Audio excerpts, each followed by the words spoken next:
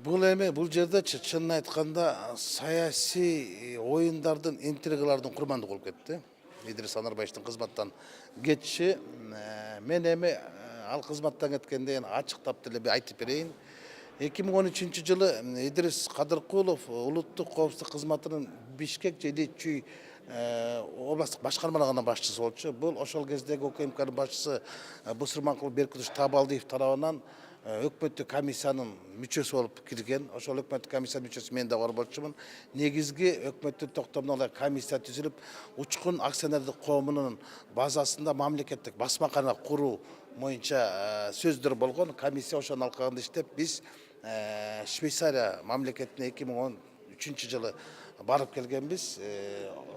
Ошол өкмөттүн Таалай деген заводдел барган, УКМКдан ушул Идрис Анарбаев барган, Учкунда мен баргам.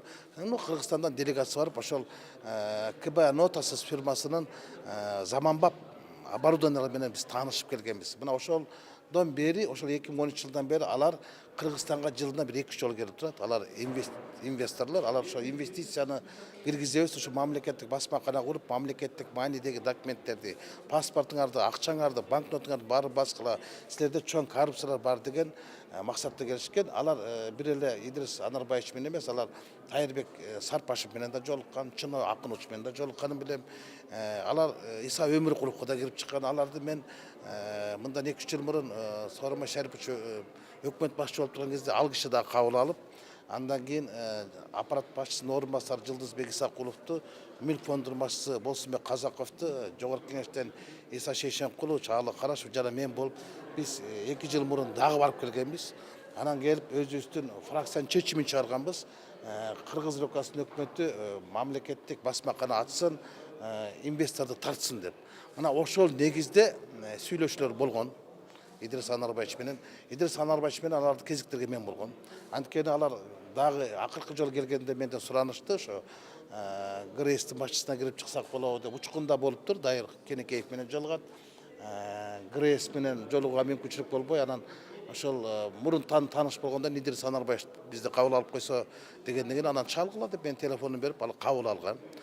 Анан кийин баягы өрдөк жесең каспайла дегендей, алардын сыйын көргөн эме, бул эч оюнда жок эле. Тамакка чакырган, тамакка чакырып, анан ошол